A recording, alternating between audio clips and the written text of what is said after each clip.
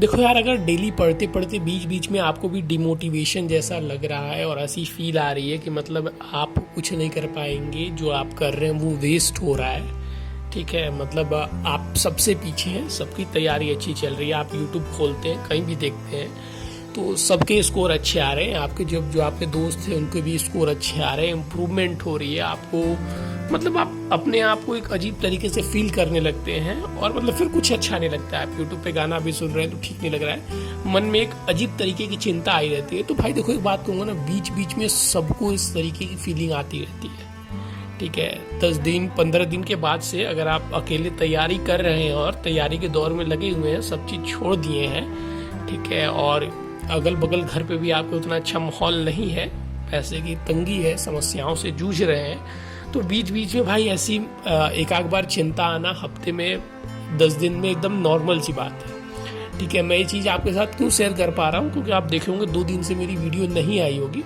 और उसका रीज़न था मैं खुद इस चीज़ से सफ़र कर रहा था। भाई ऐसी बात की मतलब ना, ओवर थिंकिंग जिसको आप कह सकते हैं, एकदम छोटी सी पॉइंट को लेकर दिमाग आपका बहुत बढ़ा चढ़ा कर आपको बताना लगेगा, जो चीज़ नहीं है वो भी आपके साथ शेयर करने लगेगा और आपको यकीन दिला देता है ना कि नहीं ऐसा ही है, ठीक है।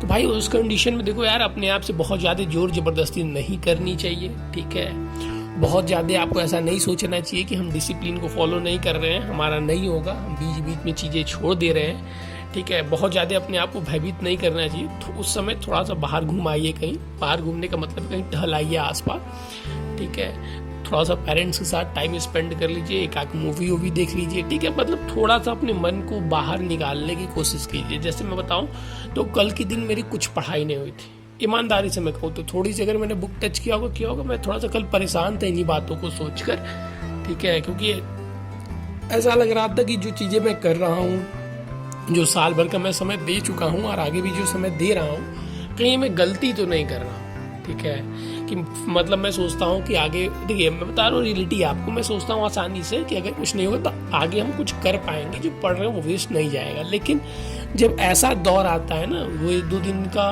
तो उससे थोड़ा सा भाई बच के रहना होता है, ठीक है। उसको समझ जाइए कि अपने आप को ये थोड़ा सा मैं परेशान करेगा तो थोड़ा सा परिवार के साथ रह लीजिए, थोड़ा सा मूवी देख लीजिए।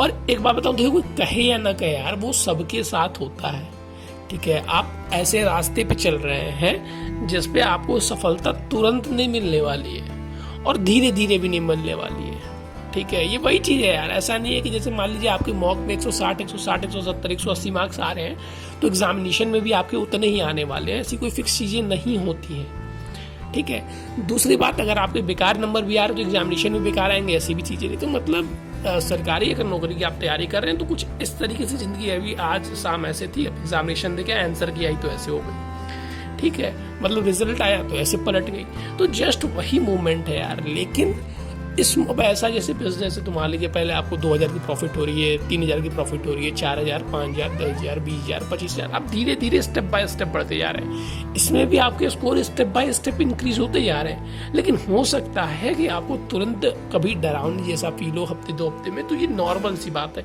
कभी आपके मॉक में स्कोर खराब आ जाए तो उस वजह से आपको ऐसा फील हो रहा हो, तो ऐसा बस न सोचिए। ये वीडियो शेयर करने का मेन रीज़न ये है कि आप ही के साथ केवल ऐसा हो रहा है, नहीं, लगभग जितने भी लोग इस तैयारी को कर रहे हैं, मैंने आपसे पहले भी शेयर किया कि जितने भी लोग इस तैयारी कर रहे हैं और जिनके बैकग्राउंड ऐसे हैं, जिनके पिताजी 8000, 10000, 15000 के आसपास हैं, तो वो सब इस चीज़ से भाई जूझते रहते हैं, ठीक है।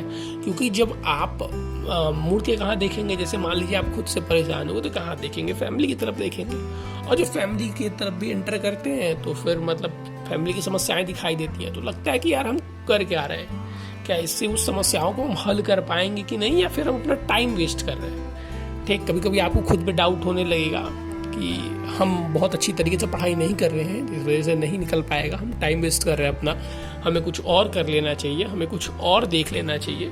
तो इस कंडीशन में आपसे वही कहूँगा कि भाई 1 दिन 1.5 दिन थोड़ा सा अपने आप को रिलैक्समेंट दे दिया करो, ठीक है। जोर ज़बरदस्ती मत किया करो यार, ठीक है। क्योंकि एक मैंने बुक पढ़ी थी कि एक कोई गुरु थे, आध्यात्मिक गुरु, उनका कहना था कि ज्ञानी से ज्ञानी व्यक्ति भी ना भाई, ज्ञानी से ज्ञानी व्यक्ति भी जब इन सब चीज़ों के चंगुल में फंस जाता है, अपने मन और बुद्धि के चंगुल में फंस जाता है, तो उससे सारे ज्ञान मूल मतलब बेकार हो जाते हैं, ठीक है, और दिमाग काम करना वहाँ पे लॉक टाइप से हो जाता है। तो उस कंडीशन में अपने आप को संभाल के रखें, थोड़ा सा धैर्य बनाए रखना होगा, उन बातों को हमें समझना होगा, ठीक है। और सबके साथ ऐसा होता है, बेसिकली आप मत सोचिएगा कि आपके साथ ऐसा होता है, तो बस लगे रहिए भाई, फोड़ते रहिए, ठीक है। और मेरी तैयारी भी एक दिन थोड़ी सी डिस्टर्ब हो गई, लेकिन अब फिर मैं नए उल्लास के साथ, हर्ष और उल्लास के साथ फिर उसमें लगूंगा।